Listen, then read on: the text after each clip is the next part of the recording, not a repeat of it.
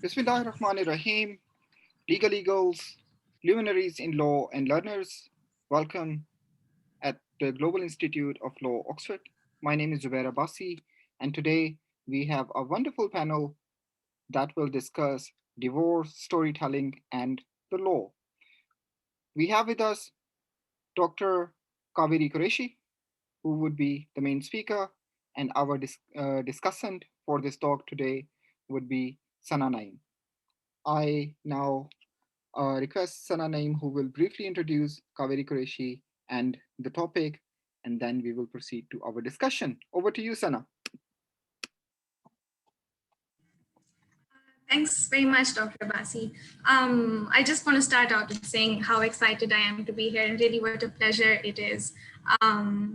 Because I think it really, for me, the year has come full circle because exactly last year I was sitting in a sort of pandemic infested Oxford room, very alone. With friends, but just sitting and trying to very much struggle with what I do with these stories that I had collected because I was working on divorce in the Peshawar family courts, and just figuring out how to hold them and write them in this space that seemed so vastly different.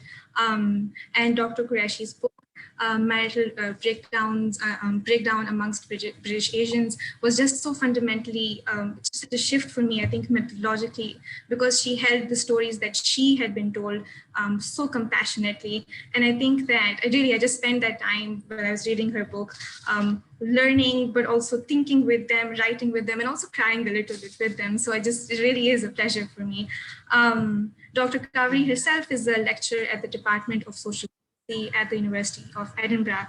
Her work is very much threaded with the concern with intersectional inequalities and the social determinants of health and gender violence. She also has a growing interest in areas where the medical and the legal coincide, which is something I hope we can talk about in the talk today. Her book, Marital Breakdown Amongst British Asians, Conjugality, Legal Pluralism, and New Kinship, was published in 2016. And she is currently working on a new edited volume with Dr. Shalini Grover at the LSE on divorce and intimacies in globalizing Asia. Dr. Qureshi, so excited to be here. Please take forward. Thank you so much, Sana. That's a lovely introduction. And, the best thing about today is to be able to interact with you and also hopefully hear a little bit about your work in the Peshawar family courts and find out about those points of connection. And I'd also, hugely grateful to Dr. Zubair Abbasi for inviting me to give this talk. I'm just going to try and, so there's a little presentation I've made to accompany the talk. Is it visible, Sana? Can you see? Is that coming across clearly? Yeah. Okay, so the title of my talk is Moving On, Divorce, Storytelling and the Law.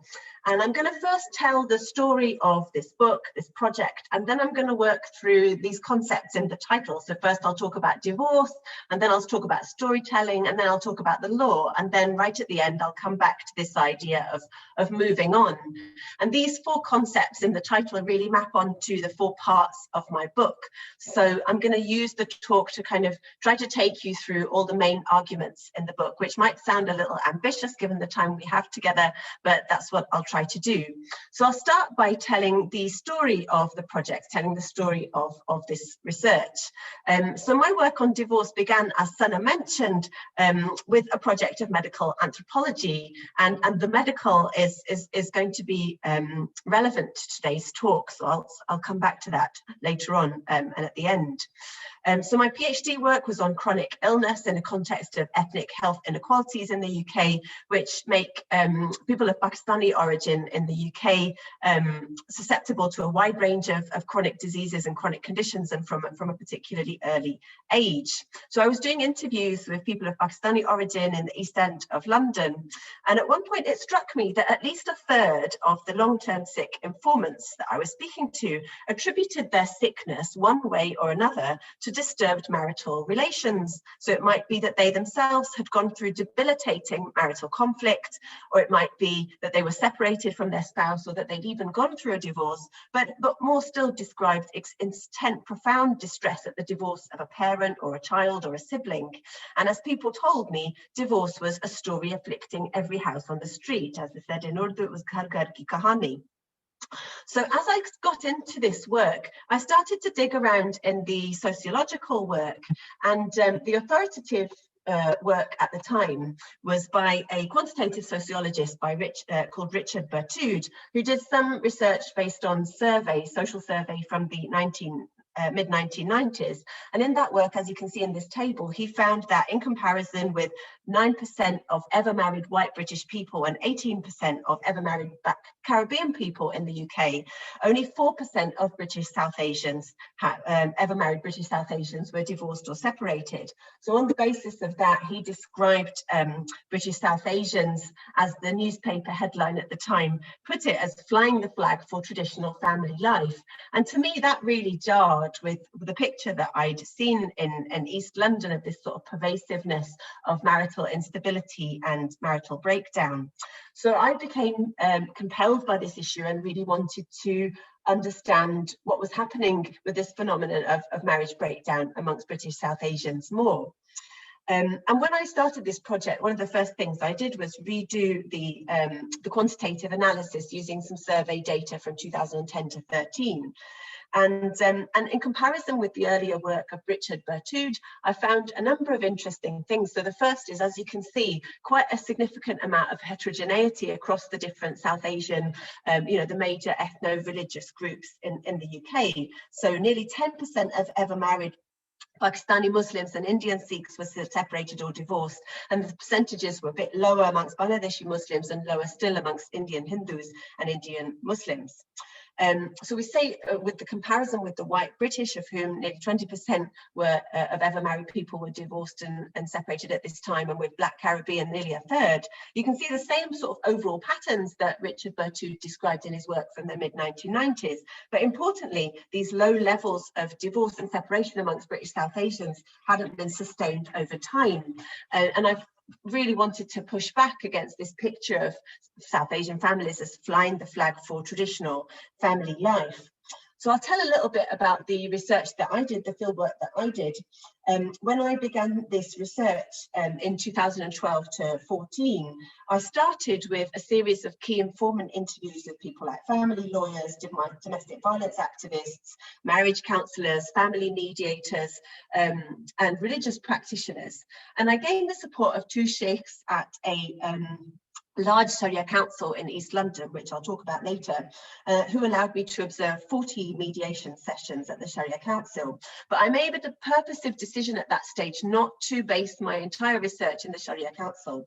And that was because at that stage I felt that we knew too much of what we knew about marriage breakdown amongst British South Asians was in the context of either domestic violence on the one hand, or in the context of interviewing women who'd been through the Sharia Council about their experiences of that.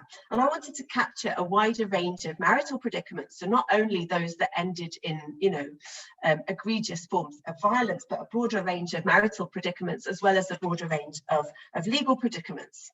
So instead of interviewing people from refuges or Sharia councils, I did quite a dogged piece of residential fieldwork in East London, and I worked in particular with a woman, a fast friend, Shireen Akhtar, who worked with me as a community researcher and introduced me to about half of the people I interviewed in the project, as well as snowballing from those initial contacts and returning to people I'd interviewed before, which gave some of the cases in the study a sort of longitudinal character, carrying over between the earlier PhD fieldwork and then the work I did in 2012 to 14. So I ended up with some 74 in-depth interviews with informants about their own marriage breakdowns, of whom 51 were women and 23 were men. I want to just briefly digress to talk about how important it was to garner those male perspectives in their research, because as Imtiaz Ahmed has observed in this important book, which is put on the slide, studies of divorce too often rely on isolated cases of divorced women, and this distorts our understandings of divorce, because as divorce is often acrimonious and painful, women often accuse their husbands of unwarranted provocation, and they emphasize divorce as an act of arbitrariness on behalf of the husband. And in the context of Muslim societies, this often gives a misleading view of the role of Islamic laws such as talaq, the unilateral male divorce. By contrast, by now examining men's and women's stories, I could understand how narratives of divorce as arbitrary might conceal quite long-standing mutual conflicts. Important too was that due to Shireen's social skills, really, I was able to do 9 sets of paired interviews, which were either paired between a parent and an adult child of divorce, or between an ex-wife and an ex-husband. And so that allowed me in a small set of cases to compare the accounts of the same divorce given by the ex-husband and the ex-wife. But those stories were extremely complex. And that's what I wanted to discuss now within the first concept from the title of storytelling. So in part 1 of the divorce, I look at the storying of divorce, and relate to this work by Samia Bano and Jennifer Pierce in a recent issue of Feminist Legal Studies on personal narratives, social justice and the law. So in this special issue, they argue that the focus on narrative, on personal stories, is a hugely important feminist intervention, and particularly so in the context of the law, because it allows us to interrogate assumptions about legal structures, you know, the hubris of laws being objective and neutral arbiter of justice. So from the perspective of sort of feminist standpoint theory, it brings out the value of women's voices and subjectivities in research.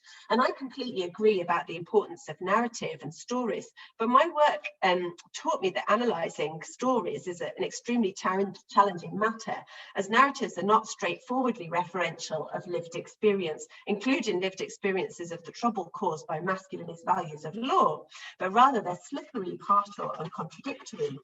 So in part 1 of the book, I spent some time working on a small set of narratives of one woman I call Naila, who I returned to, having earlier met her in 2005 to 6.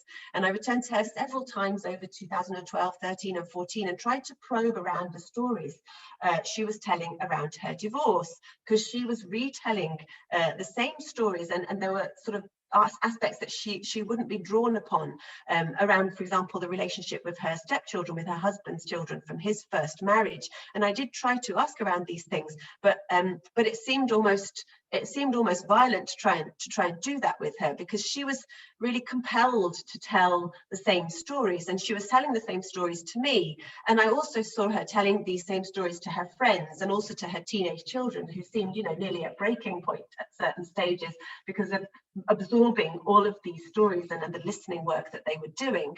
And so I make connections here with the work of oral historian Daniel James, who thinks about how interviews can sometimes offer us what he calls a conversational narrative, which is buffeted by the question and answer of the interviewee and the interviewer. So the interviewee is responding to what the interviewer is asking, but they can also sometimes offer us what he calls narrative as such. Now, these are the stories that people really want to tell, the stories that people are compelled to tell. Now, in Naila's case, her marriage breakdown was so acrimonious, I couldn't think of going to interview her ex-husband. So she makes, in her stories, a number of accusations which are left hanging. But next, I turn to a paired interview between ex-wife and ex-husband, Kulsum and Afzal. So with these paired interviews, you can, in theory, sort of compare the version of events of the same divorce. But actually, I find that these paired stories leave just as much unresolved, because actually the ex-husband and ex-wife tell completely different stories about the divorce. So Afzal's stories are detailed, chronological, they're sort of almost balanced accounts of a mutual conflict where there are faults on both sides. He expresses regrets, he expresses love. It's a story of a marriage unraveling until one particular moment of, you know, extreme violence which he perpetrates upon her, and then is racked by remorse about.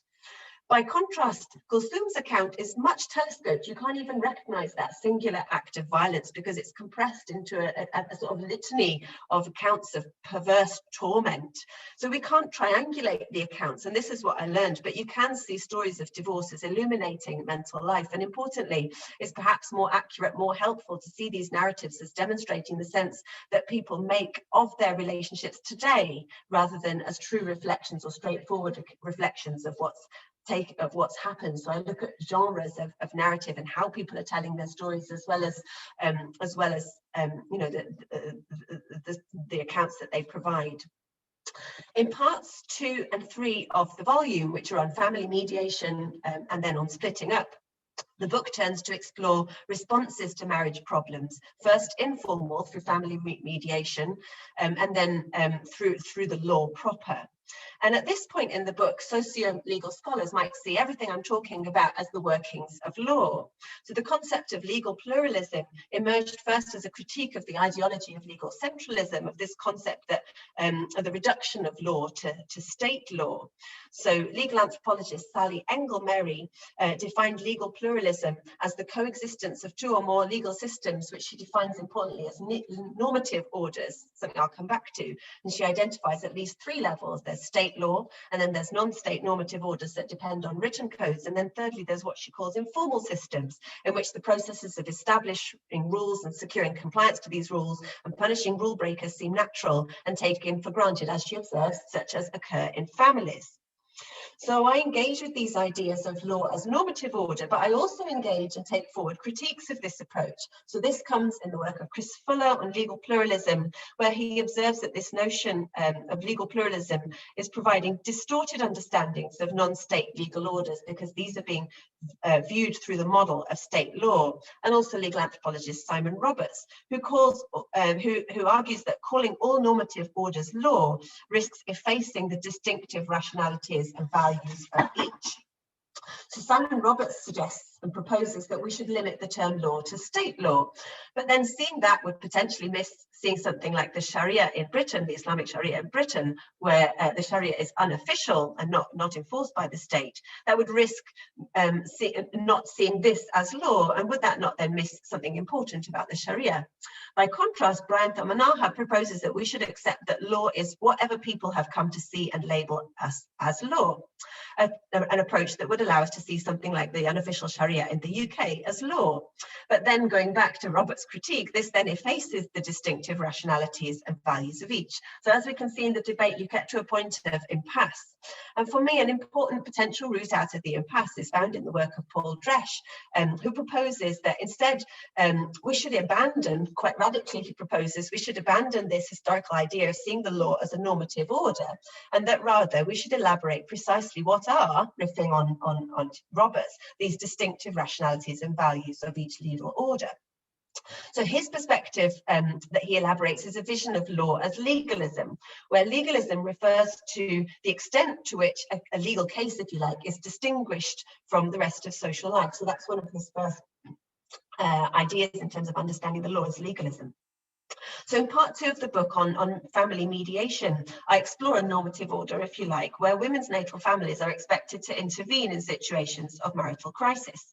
And I explore and consider whether this is law, but not from the perspective of trying to refine our conceptualization of law, but actually to better understand this process of informal negotiation within families. And I argue that rather than seeing these as law, we should be seeing them as a form of kinship practice. And I rather take inspiration from the work of Carol Stacks and de Burton on kinscripts, seeing what happens in families as a kinscript, that women who in arranged marriages have a quite straightforward process to follow, whereas those who are in love marriages, so-called, are much of sort of pushed to improvise in novel ways. The other hallmark of the legalism approach, as explicated by Paul Dresch, is the explicit use of categorizing concepts in making arguments about rightful conduct. So categorizing concepts for Dresch are terms that don't reduce to encounters among specific persons, but are supposedly applicable to every instance of the same case. So under this perspective, we can then quite comfortably see the Islamic Sharia with its elaborate written codes and labyrinth of categorizing concepts as a form of law. So in chapter 6, I turn to look at the Sharia in Britain. And here, in terms of understanding these codes, there's an important historical legacy to reckon with. These codes come from a kind of colonial crucible in 19th century British India, and the interaction between Islamic reform movements on the one hand, and then the system of British colonial governance on the other, which culminated in a system of personal law, wherein classical Islamic fiqh jurisprudence was codified and incorporated into modern law with respect to the family in particular. So in Pakistan, Muslim family law became state family law. In India, Muslim personal law became remained personal law, and the system of Sharia councils through these Darul Qaza continues to this day.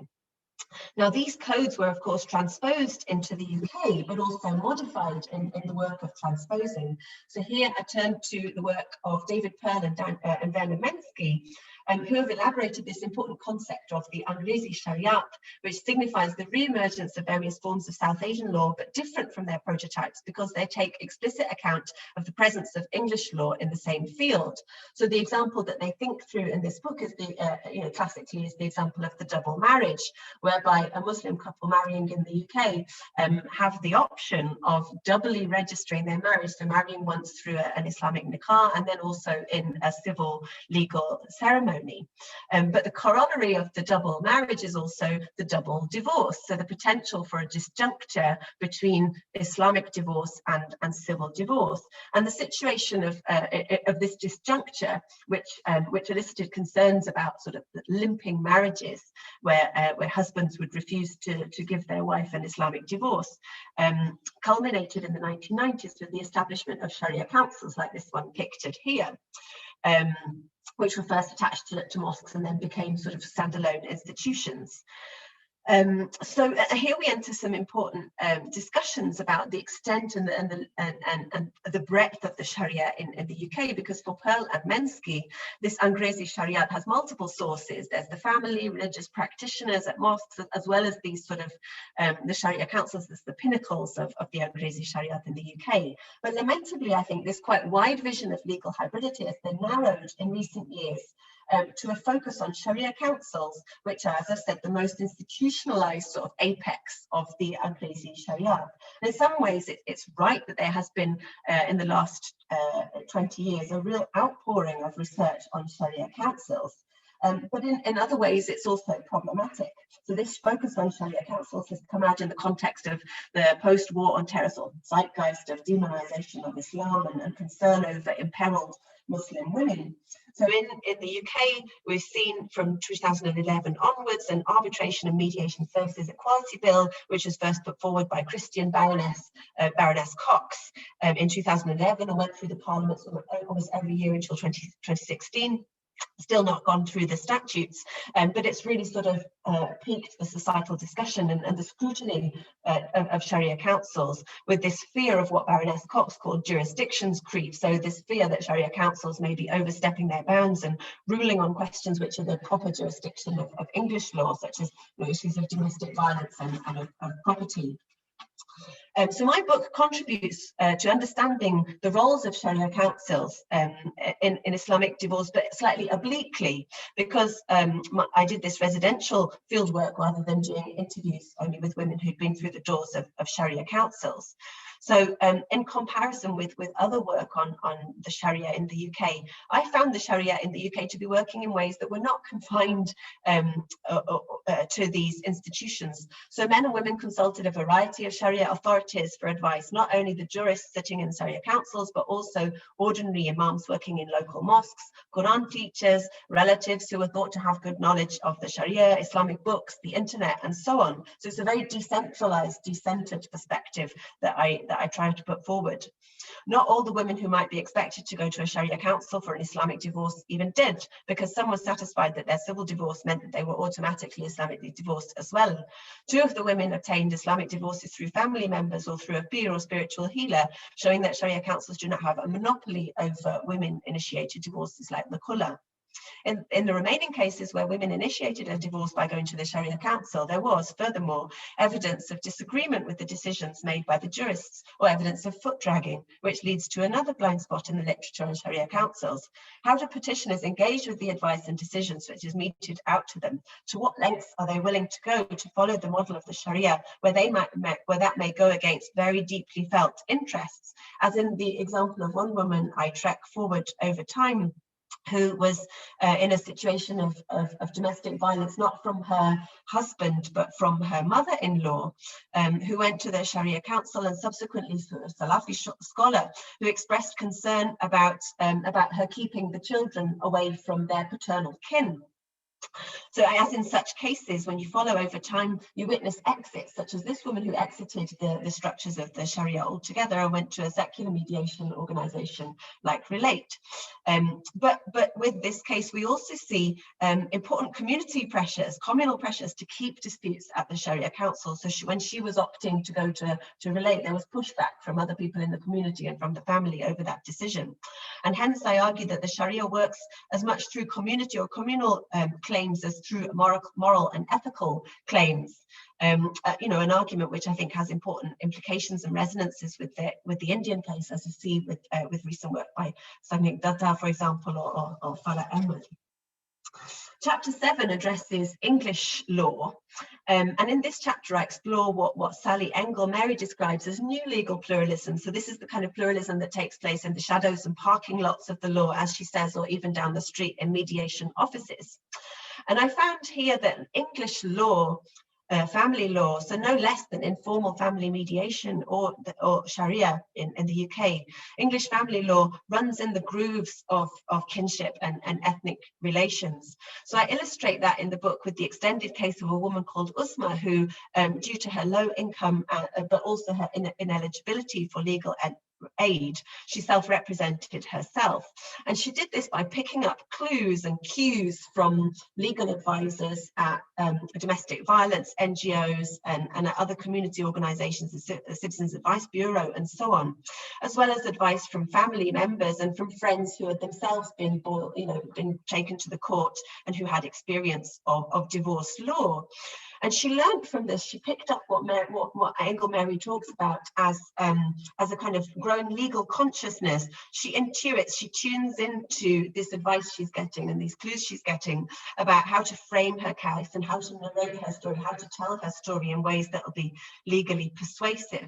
And so I show in this chapter how what happens in the civil court is buffeted and shaped by the informal advice and by these very important intimate relationships which are outside of the court, and also how what happens in the court, how you might read what happens in the court and what's significant and what to take away from that encounter might be read very differently in the light of particular conjunctures of relationships and how these are playing out at that particular time.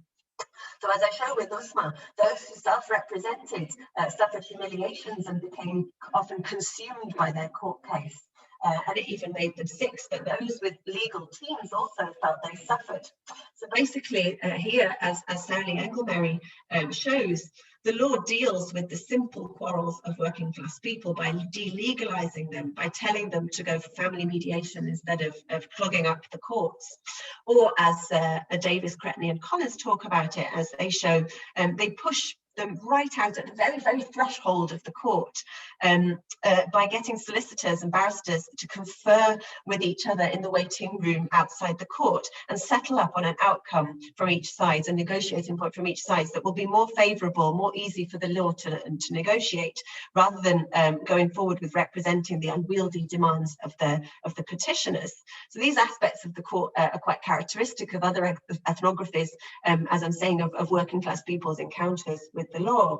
So I take a talk, for example, about the case of Mr. Ahmed, whose ex-wife's solicitor tried to keep the dispute out of the courts by offering Mr. Ahmed a 50-50 settlement on the house in exchange for him granting his ex-wife the talaq. So an instance where of interlegality, where the two legal orders are sort of coming together and not perceived as different in the minds of those who are negotiating them.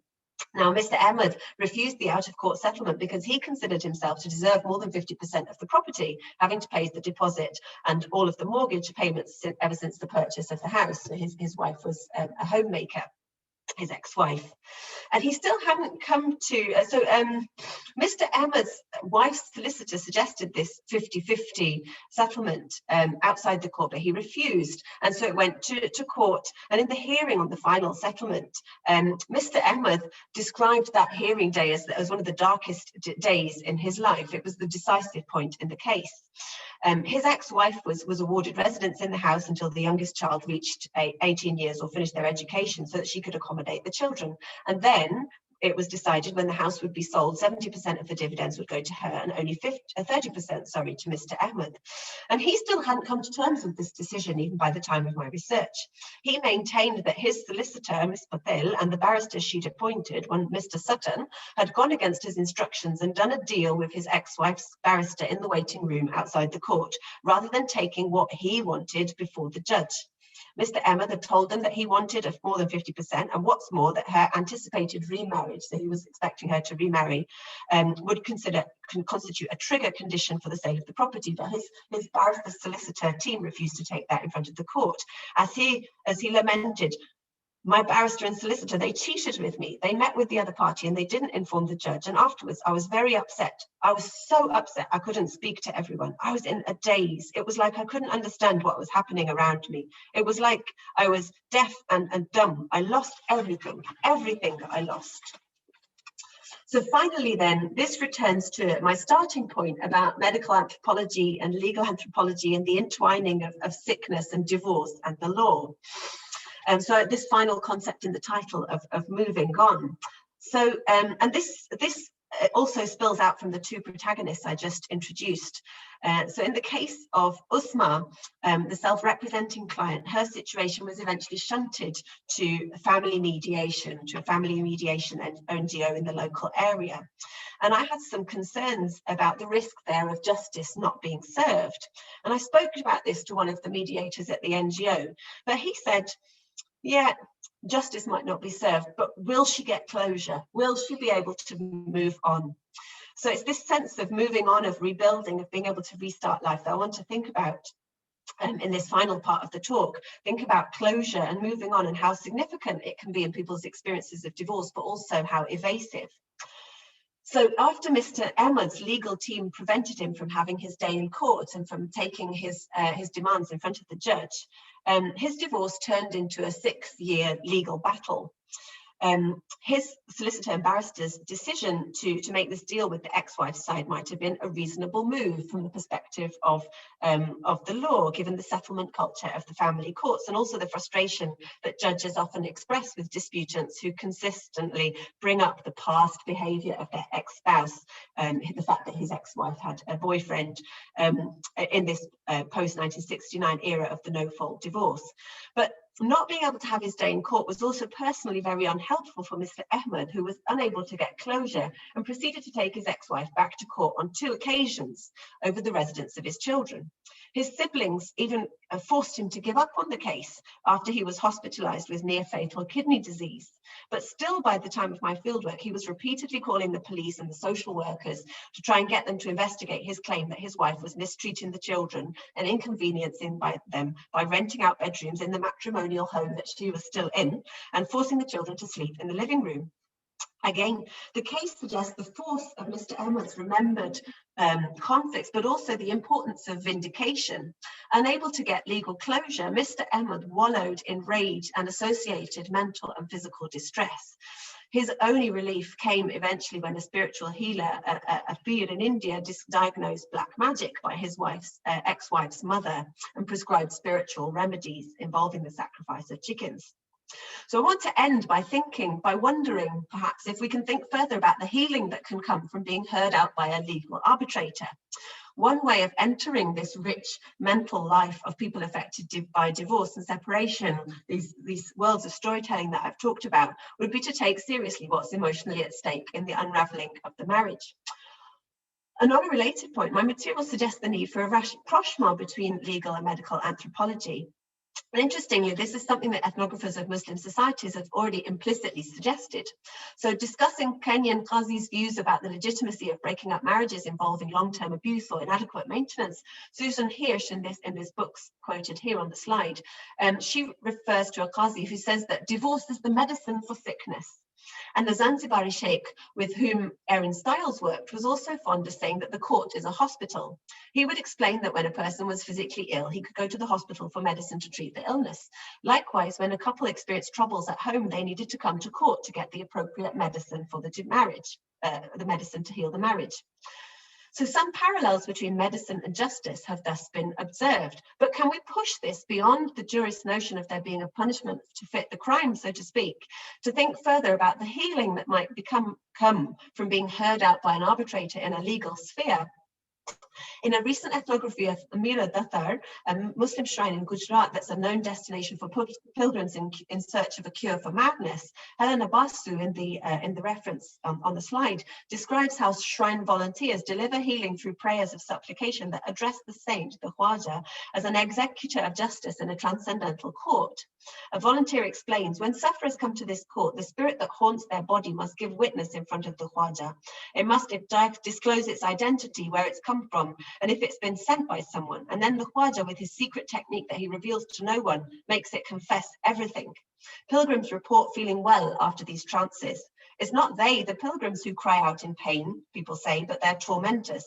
The more the tormentors are punished by the Khwaja, the more an afflicted person may regain control over her own sensations and behavior. In a commentary on the paper, Roland Littlewood asks, what are the implications for a secular bringing a case in a court of law? Can we argue here for a similar process that we might gloss as therapy? Are courts and legal processes to be included in medical anthropology? And I would like to suggest yes. And that's probably enough from me. A final slide to bring up the four arguments that I've tried to run through and how they relate to the four parts of the book. And I'm really excited to hear what that might trigger in Sana's mind. Thank you.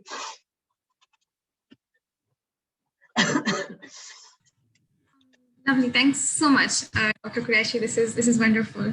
I'm going to start with something that for me really was like a very important question when I started. Both an important question, but actually something that I think I took for granted and didn't question. So, but really it is, why choose divorce as the phenomena that drives the book itself? And I was wondering if you could speak more about how a focus on divorce, for instance, might allow you, and this is just like an example, like this is just me brainstorming with you, but might allow you to draw in questions, for instance, of legal pluralism, but then also how intimacy is organized and negotiated, and then community debates themselves really about religious and national identity. Because I think, I mean, this is just really me brainstorming with you and wondering if you could speak more to this. Yeah. Yeah, that's a wonderful question. And I think that sort of really brings together a lot of what I was trying to do in the book and what I've been trying to do subsequently, and ways in which I've been trying to work across a number of different perspectives. And it seems to me that there are silos of relevant work around divorce, yes, which are taking place in parallel. So you have work in legal anthropology and in socio-legal studies, which is looking quite narrowly at the law. But then divorce is such an important thing. It's such an important experience that people go through, which touches them and derails them and troubles them at so many different levels, that it's really too serious to leave only to the socio-legal scholars who study it narrowly, yeah, from the perspective of forms of law. And so I've tried to move across that on the one hand, and then on the other, literature which I engage with and perspectives I engage with, which come much more from the study of kinship, really, the study of family life and intimacy, and discussions which are happening in relation to understanding how families are changing and how we approach the family, whether it is something that is given or the extent of optation in the family. And I'm trying to sort of bring those together, as well as with sort of medical accounts and work which is looking at the ways in which disturbed kinship, disturbed families may be treated as indexical of forms of pathology, and may be responded to with medical therapies, as well as through legal families and informal processes of mediation that happen in families. So I'm trying to really work across those silos and yes, bring things together, yes, and that's what I'm trying to do. And I think there's more to be more work to be done on that, and that's where I'm trying to push with the final part of the paper, really, where I'm thinking about a rapprochement between medical and the legal, but also, as you're saying, we work on intimacy. and how intimate, intimacy at the level of how relationality works out in the level of sort of relationships between people, but also intrapsychic forms of relationality where people, the voices of others are folded into our mental life, and we're in constant conversation with voices in our head, and there are very powerful instances of that happening also with people I've worked with in the context of this project. The decision to divorce is interpersonal, not only at the level of going back to your natal kin and whether they will keep you at your maker, but it's also at the level of your mother's voice being in your mind, and your mother's disapproval sort of playing out and being a voice that you have to reckon with. So those are ways in which I'm trying to bring things together, both in the book and in things I've been doing subsequently. And then you bring in this important question of the communal and community life, and questions of national identity. And I think that's another direction in which I've been thinking about this material. I was thinking about, and I continue to think about this material.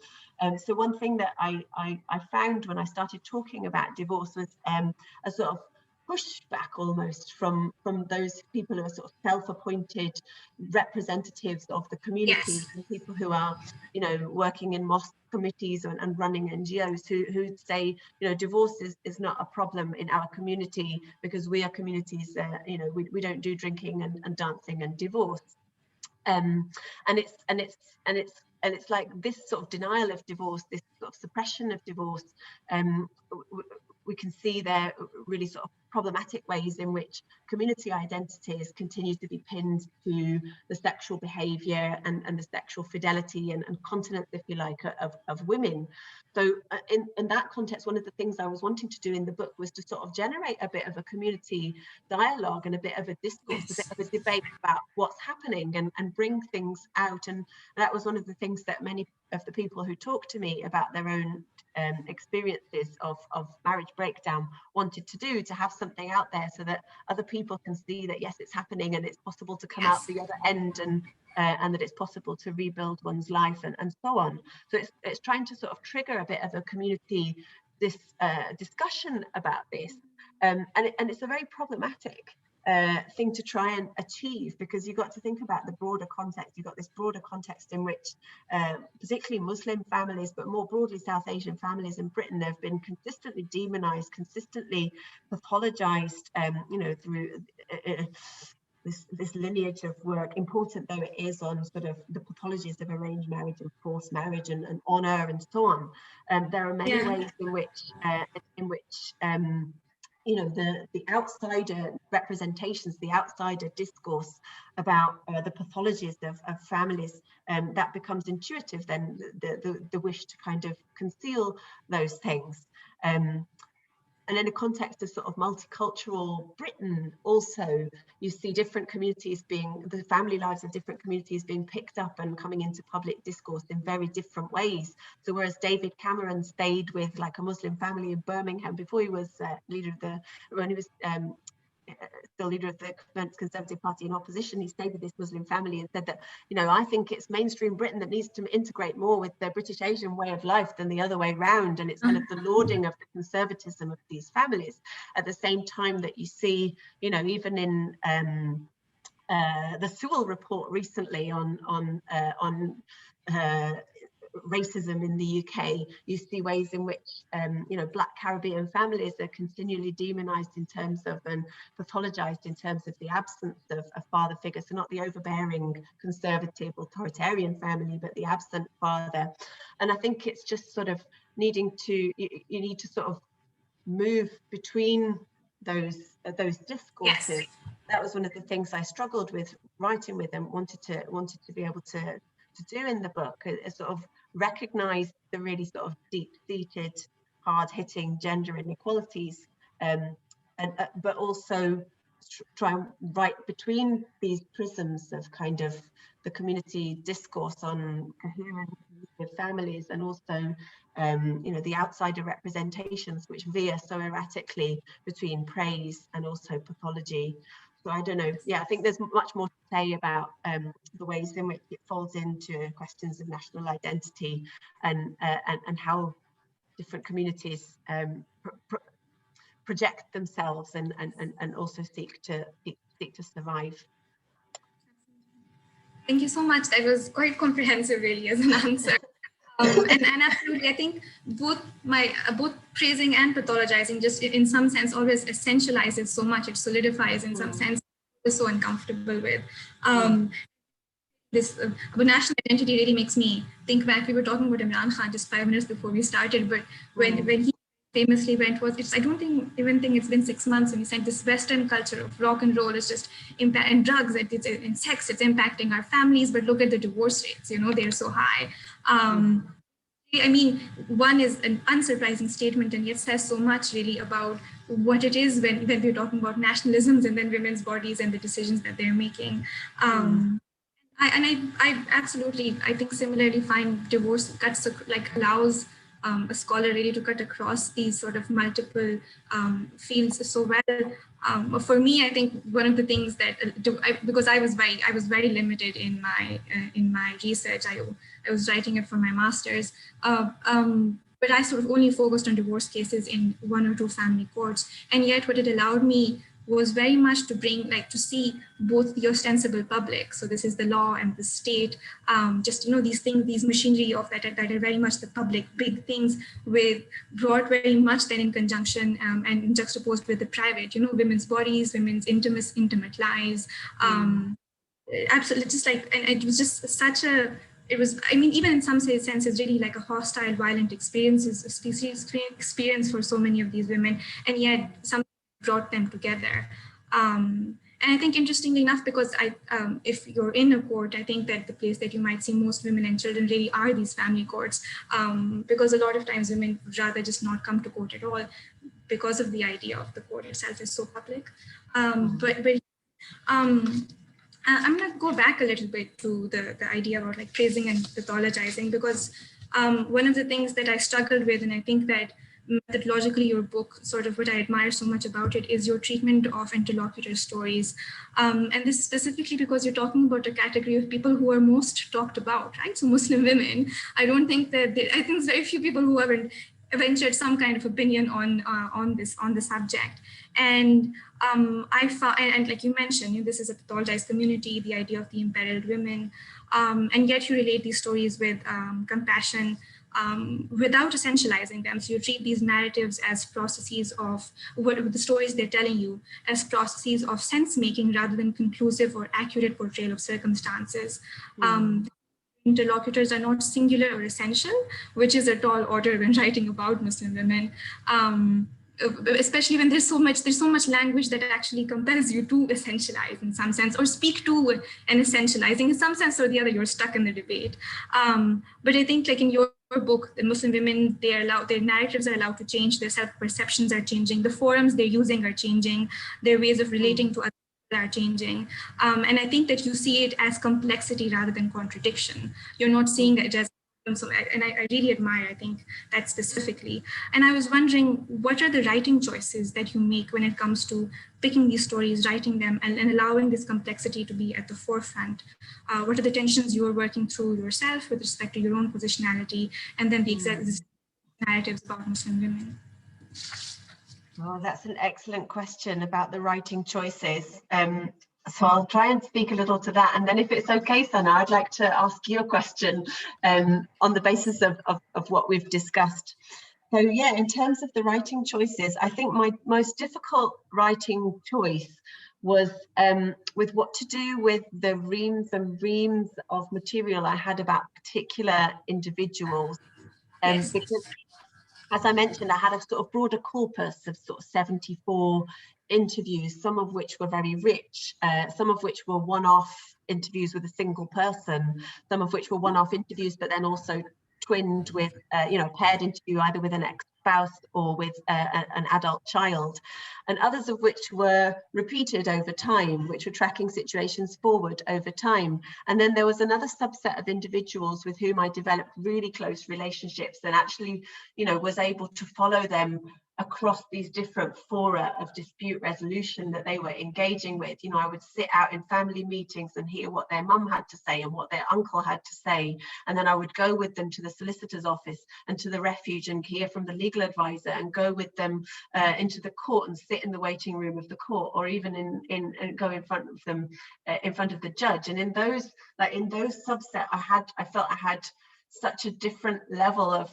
understanding, like in particular in relation to the complexity and also the indeterminacy of the legal processes they were embroiled in, because I really felt that what they were in the process of was trying to work out the story. They were sort of stuck in a process of implotment where they were trying to work out, what am I in here? The communication had broken down with their ex-spouse. They're reading cues from what they're getting their solicitors to say in the waiting room of the court. And it's like they're trying to build a plot.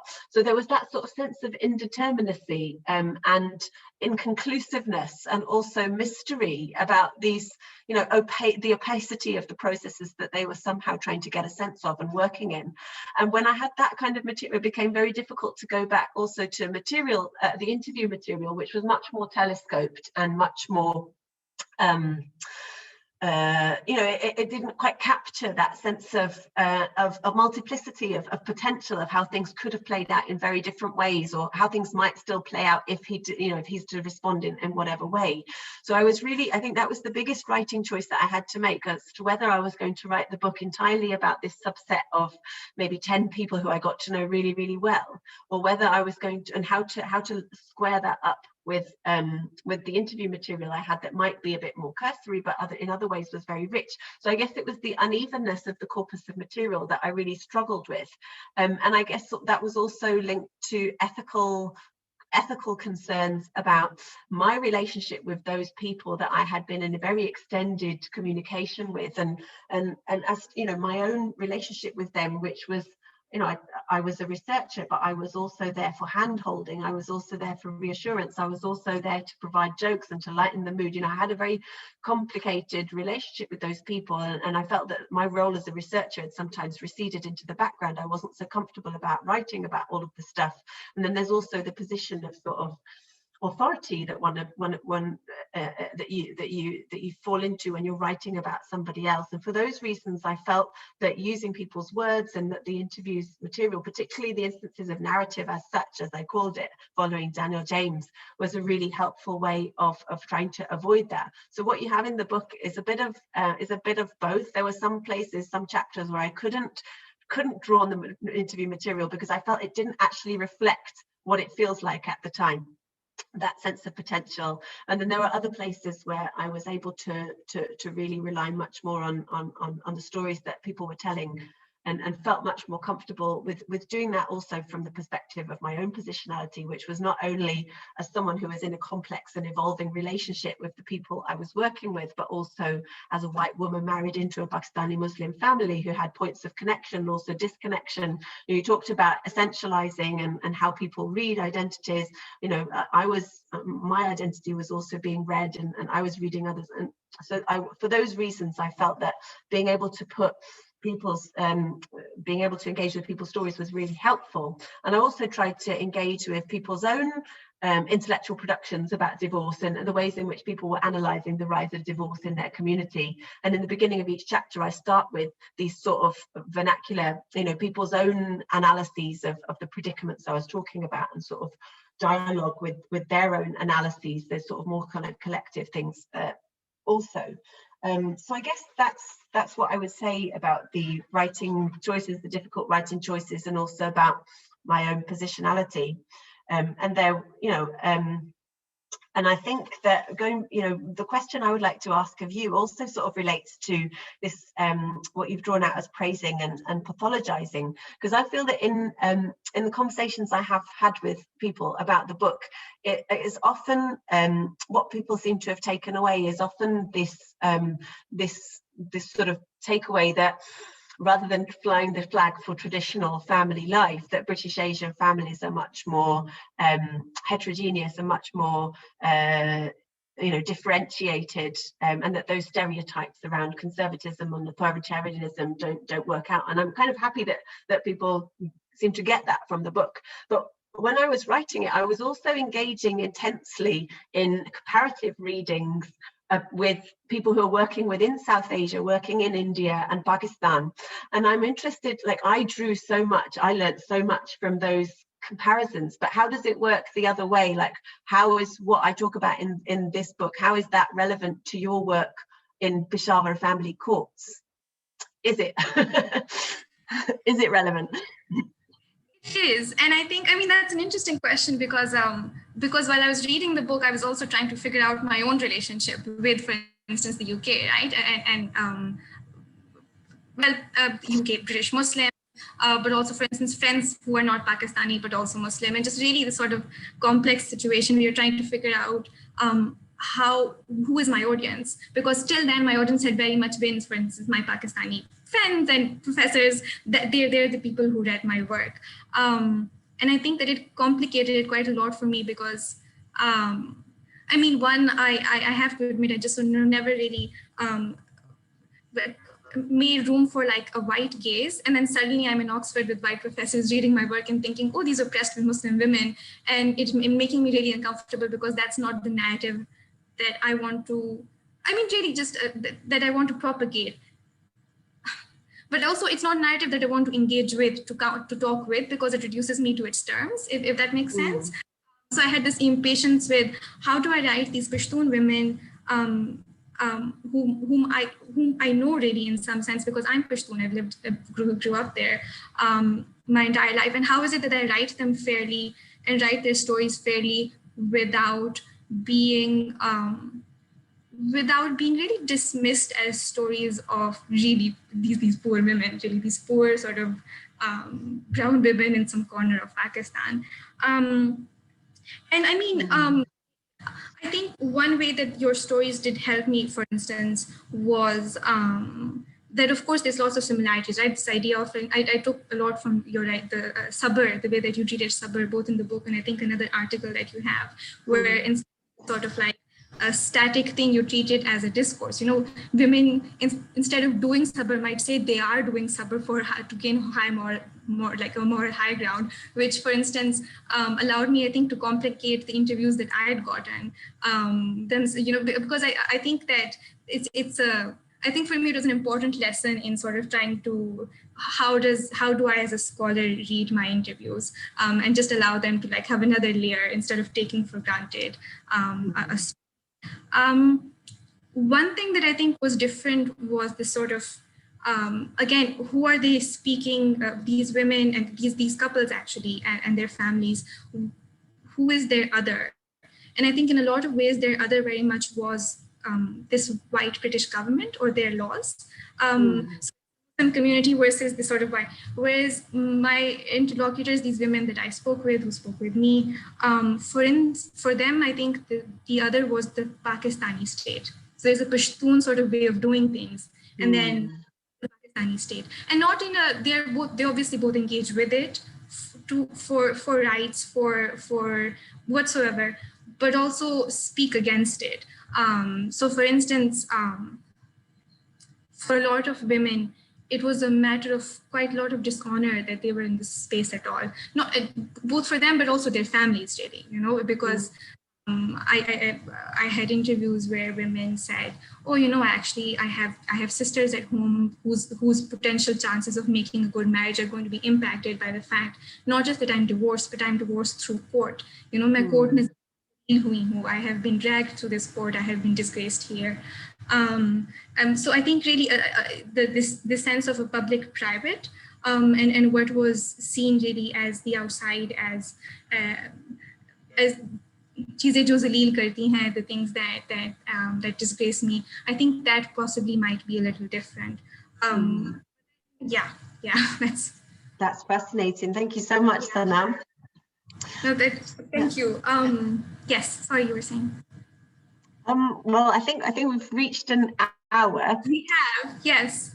Dr. Abbasi, are there questions from the audience? Yes, there are quite a few questions. So, Kaveri, Oh, if I lovely. ask, if I may ask you to please stop sharing your Oh, screen. sorry. Yes.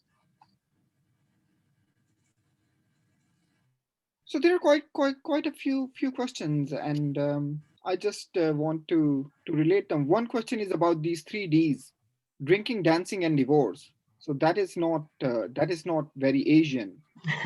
Um, and here I want to ask you, Kaveri, that when we say Asians, then it's quite a complex community.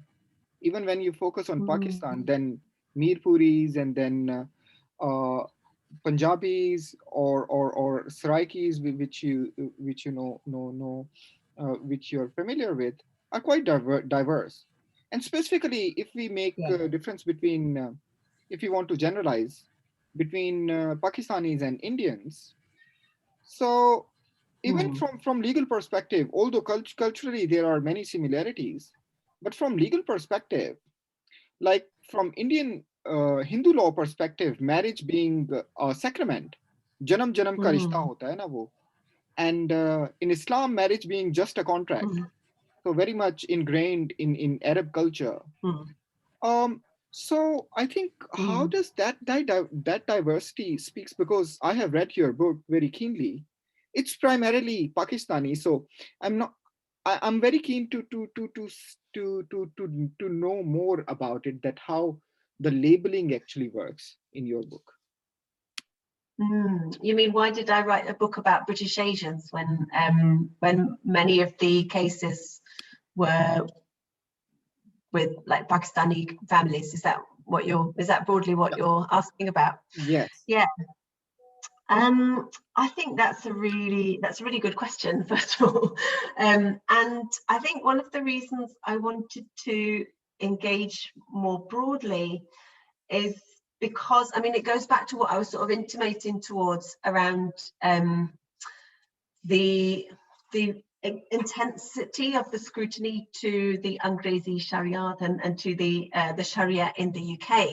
And I felt that in many ways Muslims had been sort of the spotlight had really been put on Muslim minorities in the UK in the ways that other minorities had not.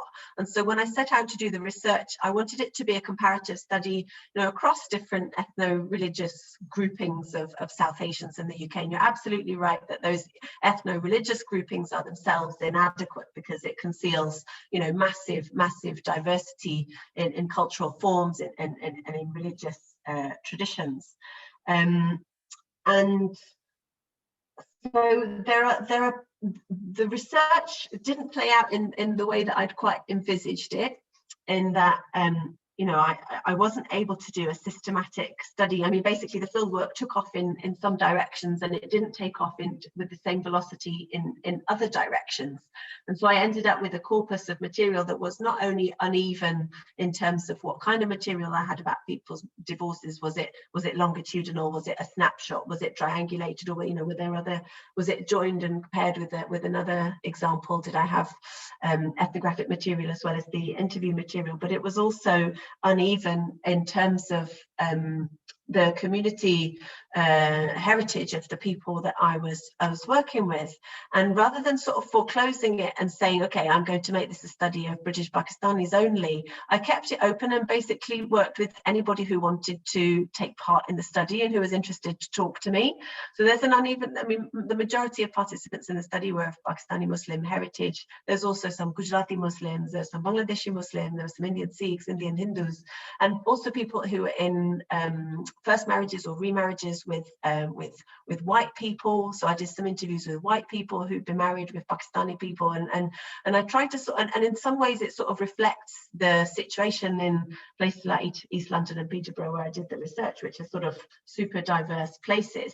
And I do feel that you know, the specificity of the, you know, cultural forms of dispute resolution is probably a bit flattened in the book, because in certain parts, like I am going very deeply into, you know, the conscripts around family mediation in Pakistani families as compared with how it might play out in the Indian Sikh context, for example, or going quite deeply into this decentered perspective on the Angrezi Sharia and how it plays out in relation to people's divorces. And there's definitely scope for doing more.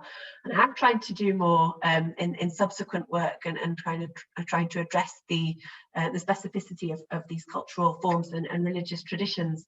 But I think it speaks to the reason I stuck with registering and writing about these divorces in terms of sort of British South Asians was because of the kinds of stuff that I was talking about with Sana, the ways in which there are these sort of descriptions and representations and ways of talking about Asian families, South Asian families, which aren't only about Pakistani Muslim families, but implicate other South Asian families as well. So that was why I continued to think in those terms, although subsequently, reviewers and people I'm in conversation with, people do push me to address more the Muslim identities and the religious identities of the people that I'm working with, and think about this more. And so yeah, it's I think your question is spot on, and something that I would like to redress in things that I'm working on now. That's great, and I think we look forward to reading your more work. So another question that is coming up in our comments is that very counterintuitive argument that you're presenting by really, I think, provocatively describing divorce as a kind of medicine, and even more provocatively calling courts as hospitals. I mean, if you have been to any South Asian courts, as Sana has done her research, they are anything but hospital. So I must say that they are antithesis of hospital, right? So hospital removes agony, so courts cause agony, right? So hospital remove disease, courts actually are sources or the breeding ground of disease. So how does that work? Yeah, that's illness inducing. That's right. That's not me who's saying that courts are hospitals. Those are qazis in the ethnographies of others who are describing what they do as akin to the work that a medic would do. So if you are sick, but then you go to get a doctor for the treatment. If your marriage is in trouble, then you should come to the qazi and get the appropriate course of medicine as prescribed by the qazi. But as you're observing, for those who are going through this, it is often anything but a healing process, and it is in fact rather illness inducing. And that's where I'm dialoguing with these ideas on healing and how healing works, and how in some ethnographic contexts you get this sense of how an adjudication form can be enacted in forms of, through a form of mimesis. It becomes part of a ritual of healing, because I think that it rather clarifies for us what is missing in what is not being provided in these legal processes that people are undergoing. Because as that family mediator says to me, if she goes through the courts, will it give her closure? Will it enable her to move on? And for many of my interlocutors who are not very savvy about understanding, they weren't really in tune with the culture of the courts. They weren't really au fait with how things are done through the law, and they pushed back on it, and they really got into scuffles with the law, and they got stuck with the law, and the law stuck to them, and they couldn't move on. So my reason for taking interest in this work on healing is really because I think it illustrates by its absence what happens when people get stuck with the cases, and I think that's important to think about in relation to the social positioning of the people that I was working with and that I'm writing about, in that they were from a working class locality of East London. Some of the families were well off, but others of them were, some branches of people's families were well off, but others were not, and people didn't some people were eligible for legal aid, but because of the cuts, many people were ineligible, so they were trying to navigate this bewildering process with very little support from others. So that's where I think moving on is all very well. It's great when people can get closure, but closure was very, very elusive for many of the people that I work with. And I think that there are sort of slightly structural things underpinning that in terms of their experience of the law and the way that they were enabled to navigate the law. Does that make sense? This is great. Fantastic. So Kaveri, this is becoming very, very engaging. So lots of people are actually engaging with us. So if we go 5 or 10 minutes, I think, Yeah. is that okay? Okay. No, it's lovely to be able to speak with people. Yeah. Yeah.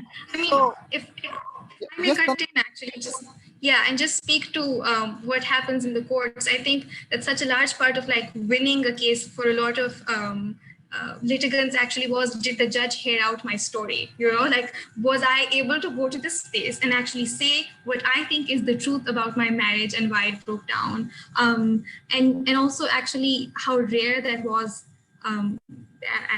Really, and as an eventuality at all.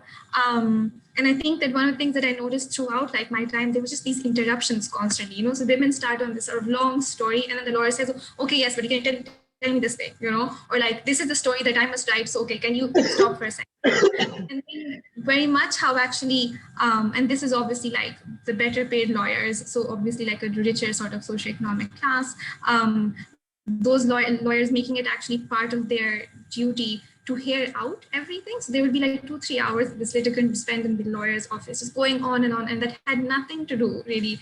It wouldn't help the case, because the plaint that would go would really be the usual sort of, oh, he beats me, he is cruel, whatever. It's just, there's a very quite a standard plaint that goes to court, but just found it as part of their duty, just because they were being paid so much money to hear out their client.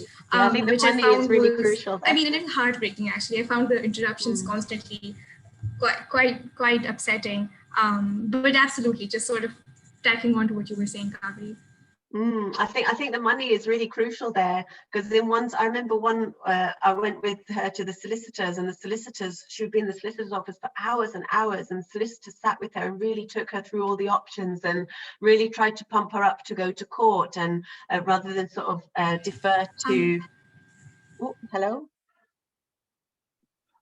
Yeah, Kaveri, please continue. Yeah, we can. Yeah, rather than sort of bowing to her sons, who were trying to get her to give up her claim to the family home because they were siding with their dad. And you know, I thought the solicitor was doing such empathic work. I thought they were doing really, really helpful work in just sort of sticking with these troubling stories and listening and listen. But then afterwards, he charged for every hour of that, but the legal bill was absolutely astronomical, and you know, whatever money she got from the settlement on the house, a lot of that had to go on the legal bills. So I think yeah, there are contexts in which that remind us Bleak House, right? So Charles Dickens. It's just not something new that's happening. Yeah. It's a long time since I've not read it. I watched a great adaptation, but absolutely. Yes. So I think I must say that I'm quite intrigued with this analogy of courts with hospitals, and I see more contrast actually. I don't have anthropological gaze that both of you have. I'm just actually trying to learn. So I find, but I think that would require us another conversation. I would move on to our next set of questions. So this whole concept of Angreji Sharia, right? So this is what Minsky mentions. What does this actually mean? I mean, it's this very interesting phrase to use. What does this actually mean? I couldn't actually comprehend. I have read his book multiple times, but I can't comprehend. What does it actually mean? Well, I take it to mean, I think it's quite clarifying to read Perlin-Mensky against Imtiaz Ahmed's work, because I think what is helpful in there's a sort of conversation between the two in a sense, and they're shining lights on different aspects of the situation. So Werner Mensky, you know, he's an expert on South Asian law, and he takes interest in the ways in which these South Asian legal forms, including sort of Islamic forms of Islamic law, are being reworked and transposed in the context of diasporas in the UK, but also reworked. So the nikah, for example, as the nikah would play out in India and Pakistan, becomes complicated in the UK context because the nikah is being negotiated alongside the possibility, whether it's taken up or not, of registering it simultaneously in a civil court. And then of course, there's situations in other parts of the world where these forms of pluralism are also taking place. But he's particularly interested in the ways in which these sort of South Asian legal forms come to be reworked because of the simultaneous presence of civil law. But then I think what's interesting in Imtiaz Ahmed's work is this insight that actually the Angrezi Sharia is not limited to that context, because actually the Sharia as we know it in South Asia is already an Angrezi Sharia, because it comes out of this colonial context in which you have classical forms of fiqh which have been discussed and deliberated and expounded upon for centuries, these being codified and coming into a very particular form because of this conversation, this interaction between Muslim reformers and the colonial governance, which results in, you know, the setting down of things in Muslim personal law. So it provides a historical, you know, a prior history of the hybridity, which is then not only in the encounter between South Asian legal forms as being transposed in the UK context and reworked because of the simultaneous presence of English law, but also is there inherent from the beginning. Is that your take, Zubair? Is that your critique of Mensky, or you have another critique? No, I think Minsky was my examiner for my doctoral thesis, so I have that relation with him also. I just trying to relate it with my own work with respect to Anglo-Muhammadan law. So this is where English courts applying Islamic law, and I see number of parallels, although the context is different, but there are quite a number of parallels between Angrezi Sharia and Anglo-Muhammadan law, right? So one is that Angrez and Anglo always comes after Sharia and Muhammadan and remains dominant. So it's the Anglo or the Angrez, or it's the state, it's whether it's this colonial state or it's the British state, that actually defines that which part of Sharia are enforceable and which are not. And try to really kind of, you know, humanize, civilize, tame, whatever term you may use, Sharia. And the most important focus remains on women. So when it comes to family law, it makes sense because family law generally is geared towards protecting the weak and vulnerable. And in family, these are women and children. So wives and children, they need to be protected. But I think I just want to move on to the next question, and that is more about a methodology. So Kaveri, I read your work as simply a reaction to existing scholarship. So you mentioned you read an article, you read some work, and this is how scholarship actually works. So we are in dialogue with each other, and we just build on. But here I also have my concern that to what extent our scholarship or our views are actually just reactive or responsive. So your work, I just seem to be try to clarify lots of assumptions which you were not comfortable with. And you say, look, this is not true. David Cameron goes there and says this, oh, these are the basically protectors of the values, but I don't like it. Look, I will just give you a picture where something different is happening. Either I'll complicate or I'll just try to basically challenge assumptions. To what extent, like whatever we are doing is actually defined by the work of other people rather than whatever scholarship we are generating on our own? I'm not sure I can really answer that question. I mean, I think that's how it works. Your gaze is tuned on certain things because of what you encounter in the field, but also because of what you read, and that influences how you filter and register what's in front of your eyes and your body when you're in the field, and then how you write up about it afterwards. I guess one way of rephrasing, basically what you're saying is there's a lot of responding to sort of dominant narratives in the book, but as you know, beyond that work of responding and trying to redirect how we think about you know, British South Asian families, for example.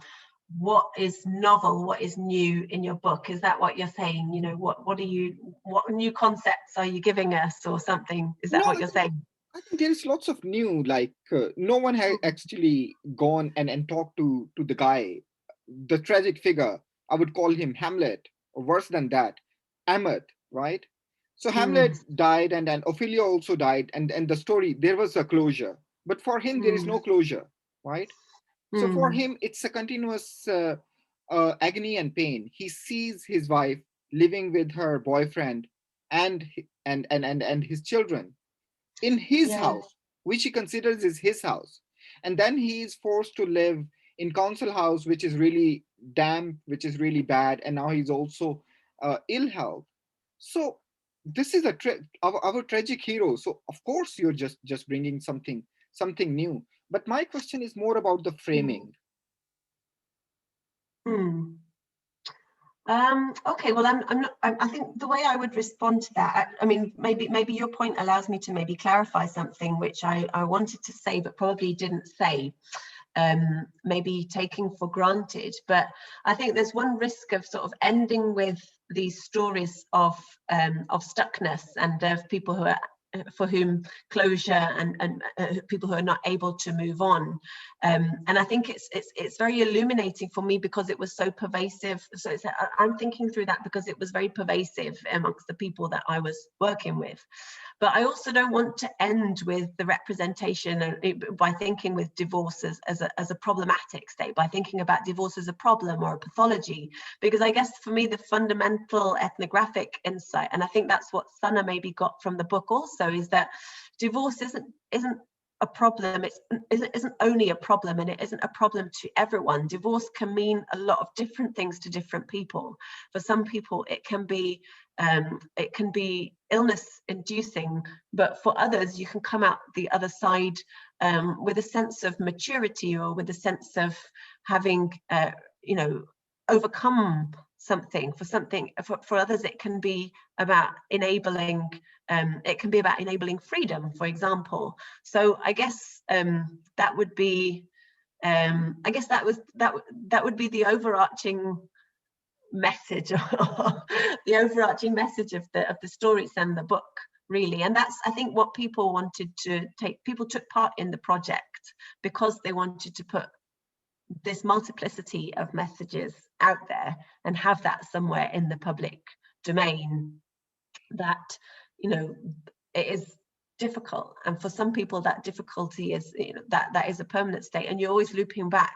But there are other things that then become possible. I mean, I've not talked about the final parts of the book about step families and the intricacies of and subtleties of step family life, but you know, as one of the young people who took part in the project, one of the children of divorce said, you know, step family is not all bad. The step families is massive these days. It's you know, this is so there's, you know, it means, it can mean so many different things, and it can work in different ways for different people. So that's what I want to bring out. But I also want to bring out the structure which underpins the stuckness for some people, No, and how that is structured by class and gender and race.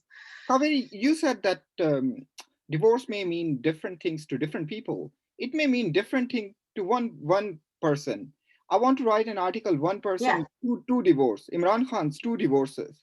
I think excellent example. I mean his first yeah. divorce, wonderful relation with, and the second one, oh my God. So I think as we were discussing, it's really difficult to avoid celebrities like Imran Khan's status, and specifically when you're talking about family, right? So that guy Yeah. provides us so much scholarly material or reference. Yeah, I guess that sort of reminded me of one point that I was wanting to make when you were talking about Anglo-Muhammadan law and the Angrezi Shariat and the ways in which the Angrezi part of it is weighted at the front because it becomes about enforcement. And I wanted to there speak, but I guess that was another thing just to sort of end with what I was trying to do with the book is, you know, going back to Mensky's work and many legal scholars who are working on Islamic divorces in Britain.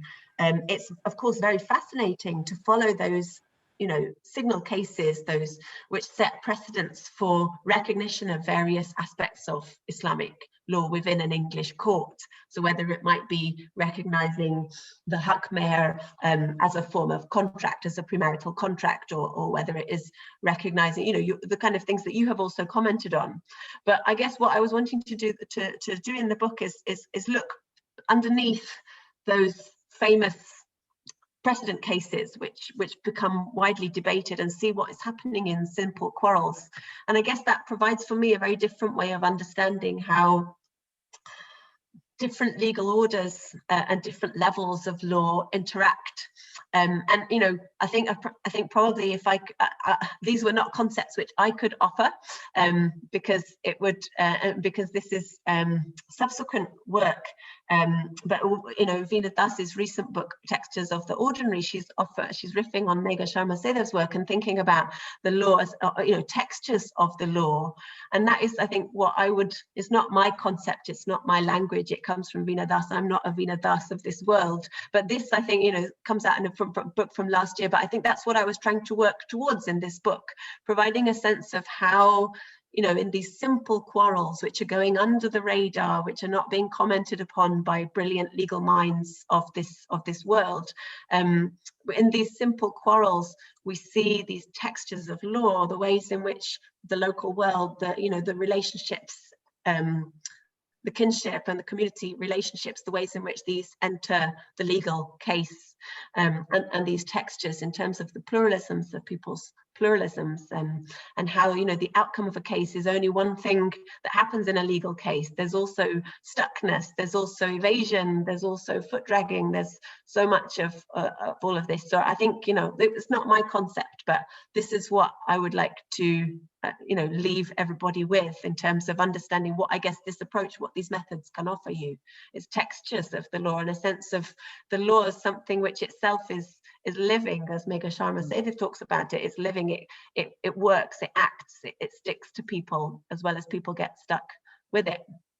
So that would be Fantastic. That yeah. has been amazing. So Sana, I think we are definitely running over time, but it's not easy every day that we get to speak to Dr. Kaveri Qureshi. So I think you have the last, if you have any comment, and that would be the end of it. Well, I mean, just really so gratitude for how much I'm taking away from this, because absolutely, I think one of the things that fascinates me also about social life is what is it, the ordinary, that can tell us, you know, so the event, everybody speaks about the event, you know, there's legal precedent, everybody continues to, but what is it that, what are we looking at, for instance, law in the parking lots or the waiting spaces? And for me, for instance, chapter sort of was devoted to what happens when women are waiting in these waiting rooms. What does waiting do as a process in itself? And I just really enjoyed the way that you articulated that, Dr. Qureshi. And just, I suppose, also speaking to Dr. Abbasi, I think, said about family law being about protecting women and children, yes, but it's also about community identity. And just, I think, colonial history very much, when you know, it was, I think, very much about shoring up a particular sort of, this is your communal customary sort of law, and this is your identity. And I think that's why, in some sense, the divorce becomes about so much more than the divorce itself. And whose divorce becomes the sort of bigger national sort of the thing of national concern, whereas Imran Khan can, for instance, get away with several divorces without it being a gigantic thing. But thank you so much for this opportunity, Dr. Abbasi. But again, Dr. Qureshi, thank you. Loved your book and really appreciate this opportunity to speak with you. Thank you very much. Thank you so much, Sana. It's such a privilege to hear about your work and your, your work on. I'd love to. I'm so looking forward to reading your stuff. And thank you so much again, Dr. Abbasi, for inviting me to do this and for your fantastic questions. Great. So thank you very much, everyone, Dr. Qureshi and Sana. And we hope that we will have more occasions to conduct similar type of discussions. And I look forward to interacting with you both. Thank you. Bye. Bye-bye.